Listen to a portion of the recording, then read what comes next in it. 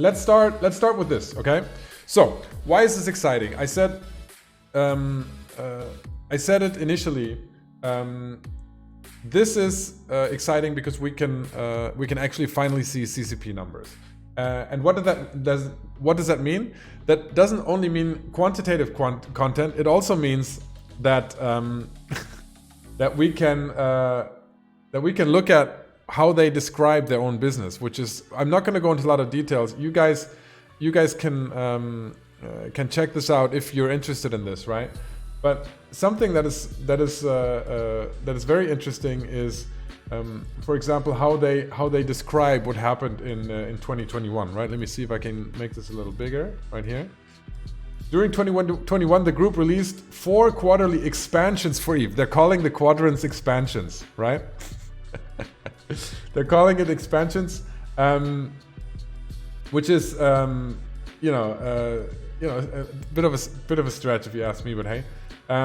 Introducing many updates and improvements for an elevated player experience, including visual updates, rebuild of the player guide, and revamped skill system. In June, the group officially launched EVE Academy, a source website designed to assist new players forge their own path. And in September, released a revamped onboarding experience. So that's how they explain. And so enough of that. If we look at the actual numbers, we can see things like this. And this is actually actual revenue from CCP and its subsidiaries. So here called Purl Iceland, and we can see that from 2020 to 2021, they had a revenue increase, slight revenue increase. It's just a few percentage points, if that, right? The growth profit also looks good, but then if we look at the operating expenses, they just exploded, right? So this is in US dollars, so their operating expenses from 2020 to 2021, they actually increased by 11 million. Right? That is massive. That is like a 15% increase, right? So if we look at the actual profit and loss before taxes, last year in 2020 they had a $4 million loss. So it was already, so CCP was already a loss-making business, right? And this year that went up to 12 million. That is basically directly attributed to their R&D expenses right here, and increased marketing expenses. So that's pretty much where that goes into, right? So here, if you know, I'll spare you the accounting details, but if you post a loss, then you get a tax credit. So that's why the actual loss is less. So last year they almost broke even. They had 1.6 million loss. Yeah, numbers in parentheses are negative. And then they had an 8 million loss this year in 2021. So that's massive. Right, so we're talking about a business that is losing money, right? Which is, you know, there's a lot of businesses that are losing money, but you know, you have to look at this from Purl perspective. Purl certainly bought CCP a few years ago, not expecting it to make a loss in the long run, but you know, turning it into a profitable business. I'm assuming, I haven't looked at the old numbers, they were profitable when they bought them. What we're seeing here is a $10 million increase in R&D expenses, and so you can probably attribute that to the new game developments and all of the tools they keep talking about. So if you were at FanFest, you will have heard a lot about them investing into new tools that they have developed, so that in the future they can be quicker in making additions and changes to the game client, or to the game overall. Excuse me, I'm not a software developer, right? So this is big. And then marketing expenses, I'll believe that in a second, right? They put some more money in there, and yeah, G&A, so general and administrative expenses actually went down. I'm going to save you guys the balance sheet because that just goes into, you know, we can talk about that on our Discord. Here's the Discord link if you guys want to chat about this later, right? But let me go to something that maybe most people will understand, and that is if we skip all of the text, we can see that they break the revenue down by geography, okay? And so North America went down slightly from 2020 to 21 in revenues. Now, this is not only EVE Online, this is all of CCP revenue. So this is mainly EVE Online and EVE Echoes, right? EVE Echoes is about, I think, about 5 or 6 million. We'll see that in a second now here, though.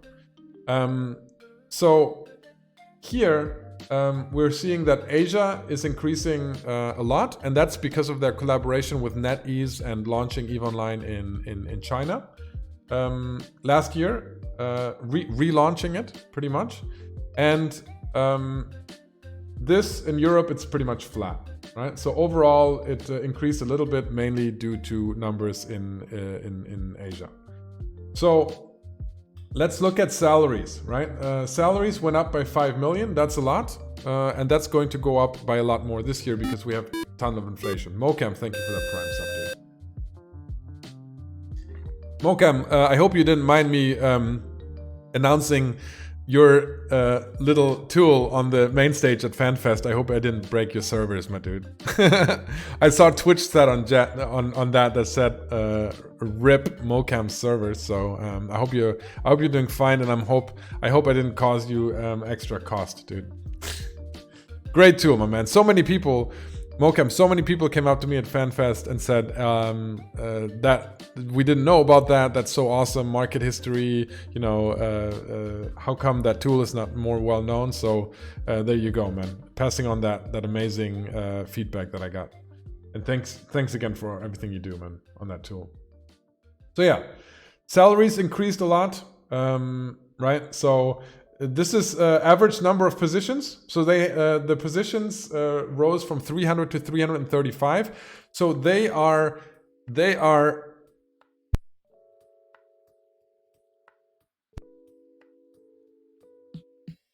Sorry, I do have COVID from FanFest.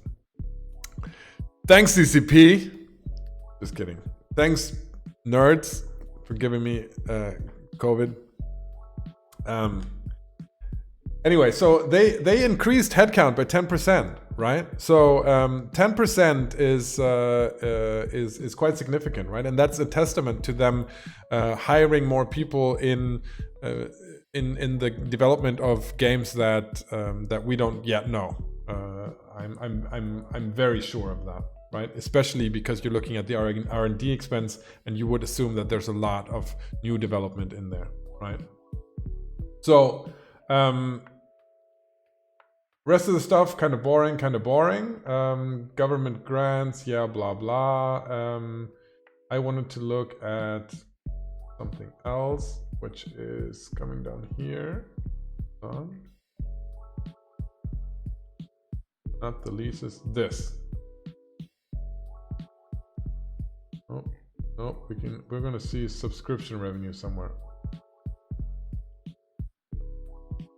There we go. Nope. Risks.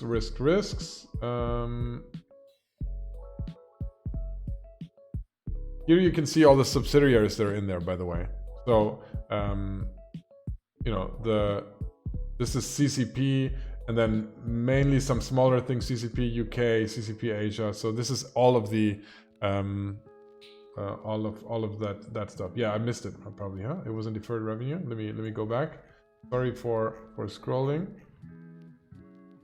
I was prepared to stream tomorrow. Yeah. So revenue from subscription and in-game sales went down. So they actually made less money from subscriptions in 2021 than they did from 2020. Right. The number of players has decreased from 2020 to 2021 though, so that's not a huge surprise. What's interesting here is royalties and licenses, and this is mainly their NetEase business, right? So this is EVE Echoes, and this might also be partly EVE China, although I don't know if that revenue runs under NetEase or not, or runs under subscriptions. I don't know what the business model is there. However, you know, you can assume that something around this is the actual EVE Online revenue, right? So 53.8 million in 2021. And yeah, and this is what we saw earlier, right? Let me see. Let me look at my notes. Was there anything else? Cash generated was negative. Yep. Yeah. So what can we deduct from this, right? What are the sales of goods and merch? Oh, that's tiny, man. DM'd you historic revenue chart on Discord. Oh, okay. Thank you. Let's see.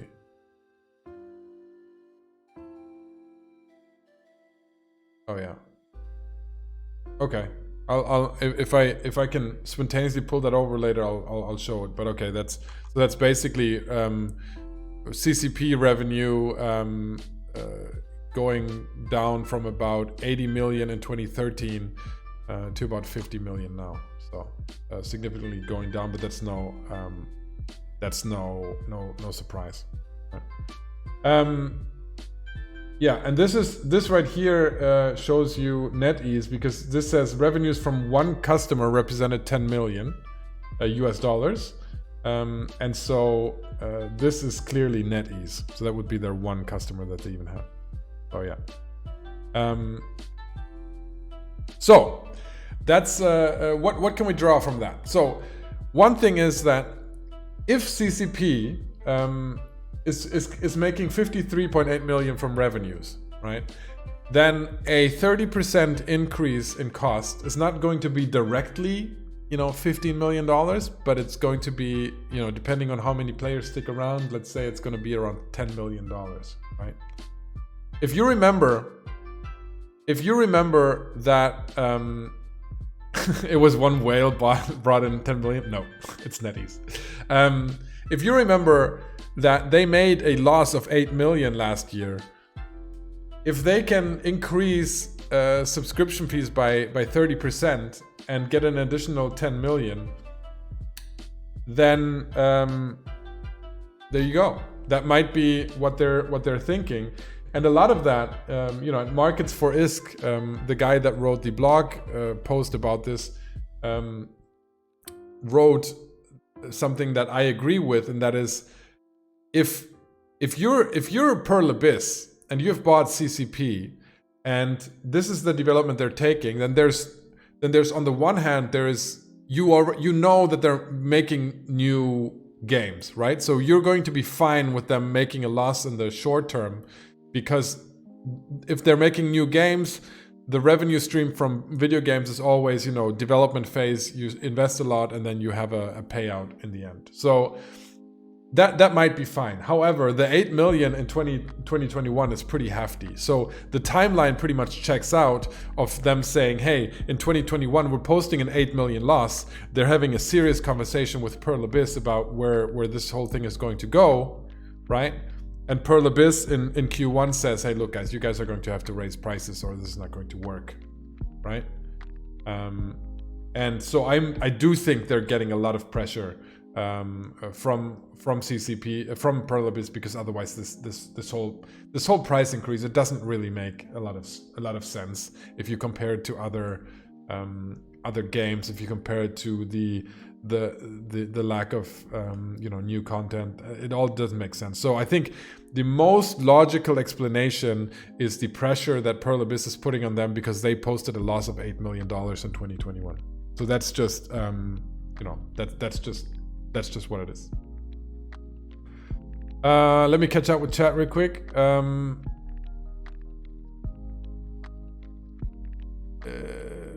Also, skins got more pricey. Yep, can we all agree we want them to make money, or EVE is at risk? Of course we want them to make money. I would love for them to make money. If your speculation is correct, we're seeing much of their loss coming from work or things outside of EVE. Yeah, I think it's investments into future games. That's where the loss is coming from. I think with the 50% sub upgrade without content, CCP will lose money at the end. Possibly, yeah. 30% overall, I think.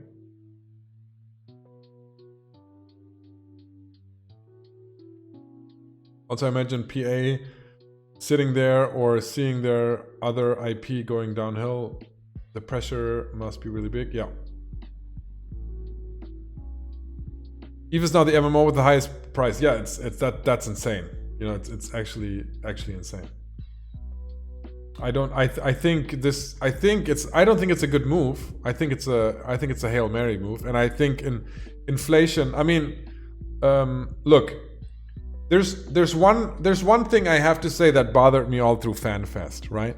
All throughout FanFest, I heard the calls, like, be it in Twitch chat or even on the floor, you know, it was or mostly on Reddit, actually. Mostly on Reddit. It was the whole notion that, where's my new content? You know, where's the 33% new content? Guys, Hilmar said it on stage. CCP said it in their post. They are not raising prices because they're delivering so much new content. They never said that. This is not what's happening. They are clearly saying that they're raising prices because of inflation. Now, you can like that or you can dislike that, but an argument saying, where's my new content that matches the price increase, doesn't make sense, because that's not the argument they're using. So you have to get your facts straight before you go out and argue this sort of stuff, right? Now, I agree that this price increase is pretty crazy, right?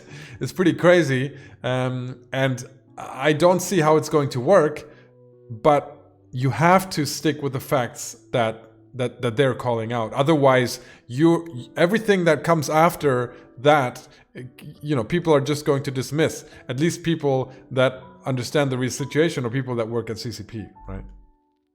But yeah, what do I expect from Reddit? I know, man, I know. Hilmar, however, tweeted that the announcement at FanFest will be worth the price increase. I mean, you know, that's in terms of communication, that's probably not the smartest thing to do. However, I had a lot of discussions with CCP, right? This last weekend at FanFest, I spoke to a ton of people, and they're usually, I mean, they're very nice, they're very communicative. You know, it's you know, if you would only read about CCP on Reddit, you would think that they're the devil, but they're just genuinely nice people, right? That mean very, very well, right? And they might not be perfect at communication, but you know, many of them aren't, right? Many of them aren't. Many gaming companies aren't. So, what they genuinely thought is that, for example, the whole communication around the age of the Rorqual, right? The abundance. I think they truly thought that when they showed those graphs, that the community would understand why it was such a huge problem and why we can never go back there, right? And that's true. We can never go back there. Now, you can argue about the implementation of scarcity and how it wasn't the best way. Absolutely, right? However, right? If you think that CCP knows and admits and thinks that everything they did was wrong, then you're wrong. They don't think that, and they genuinely thought that showing those graphs and showing all that data would convince the community. So, you know, everyone's entitled to their own opinion. You just have to understand where they're coming from and join the discussion based on that. But yeah, and yeah, the execution wasn't great. That's true. It's absolutely true. All right. Anyway, today is Financial Friday. In case you didn't notice, we can implement that. I think I might implement a Financial Friday stream just for the number nerds, right? Just for the number nerds, so that people that come for actual in-client stuff can join on Saturdays. Not that I will be on docking in either of those streams, but you guys know that. Oh shit, we have a raffle draw. Hold on. Okay. The winner of the raffle is Brick Wall. Brick Wall, are you there, my friend? Are you there? Mr. Brick Wall. He is there. Perfect. Brick, can you send me a message on Discord? There's a link right there. Or you can send me a message on Twitch if you don't have Discord, and I will send you a skin code. All right, here we go. We're going to start a new giveaway right away. Okay, here we go. Exclamation mark raffle to enter if you want to win one of those scope syndication skins. The quote-unquote partner skins. They're worth a few 100 million ISK, so it's a nice addition while you lurk or while you listen to nerdy financial analysis. So this is the Purl Abyss Q1 earnings presentation. So what we just looked at for CCP was their tax filing for the year 2021. So that's the full year filing. This is just Purl Abyss. So this is the Korean company that owns CCP, and they actually own everything EVE Online and EVE Echoes. But then additionally, the big thing that they have is Black Desert Online, which is another MMO, which is considerably bigger than EVE Online, also a lot newer. So I'm not going to spend a lot of time here. I just want to point out what they were telling investors, right? So this is the stuff that Purl Abyss presents to their investors in the investor call. This is targeted at stockholders in their company, right? So they want to look good. They want to look like a solid investment. They want to look like they know what they're doing, right? So Beerzerger, I don't think the problem was that players disagree. I think they just called it new normal area instead of abundance area. When players read abundance, they assume stuff will go back the way it was before, more or less.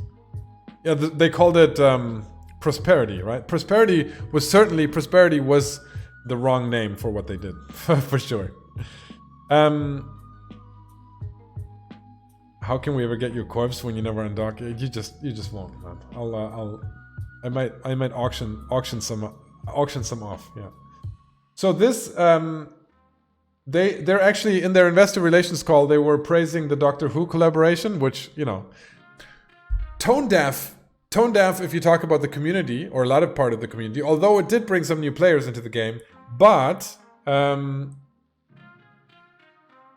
it sounds good when you talk about it towards investors, right? Because collaborations, crossover IP, I'm sure it sounds like good in theory, right? Now, enhanced new users game experience. Yeah, I mean, that's working on the new player experience, right?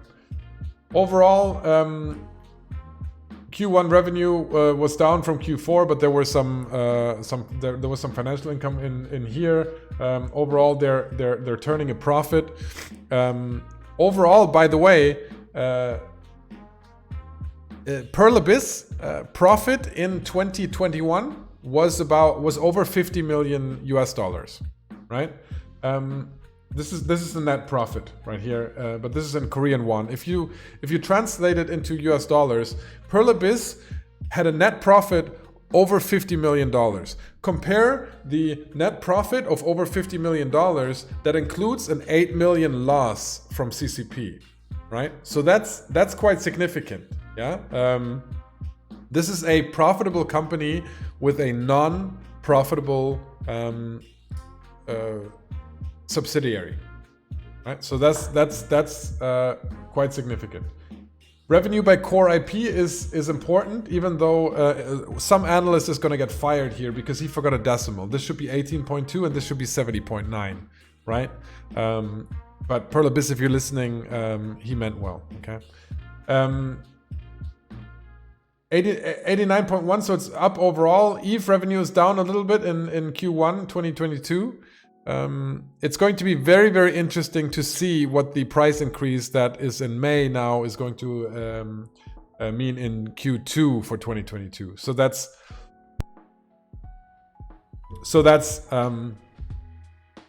That's quite significant here, what we're going to see. Other than that, it's pretty much flat, and that pretty much corresponds to what we saw in the CCP financial reports, because the loss generating in CCP was based on cost and not lack of revenue. So the revenue of EVE is pretty stable. The EVE Online IP that includes EVE Online and EVE Echoes, but the profitability of CCP is where the problem lies. The rest of the stuff, not going to talk about it this time, but you know, when they talk about EVE in here, they're going to talk about a global user meeting at FanFest. The global user meeting, they mean FanFest. It's just a funny translation.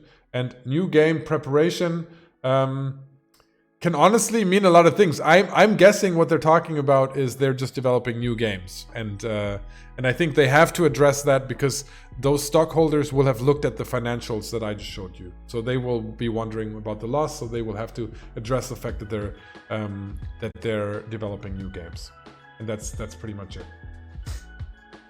So that is that.